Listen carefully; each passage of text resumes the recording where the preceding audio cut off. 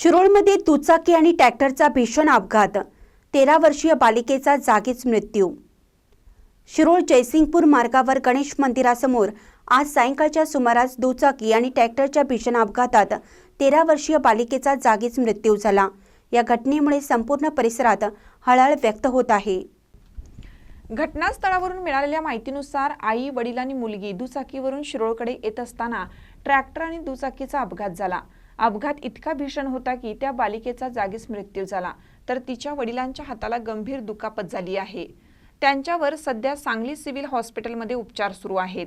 आईलाही किरकोळ दुखापत झाली असून त्या श्रीदत्त साखर कारखान्याच्या आरोग्य केंद्रात कार्यरत असल्याचे समजते।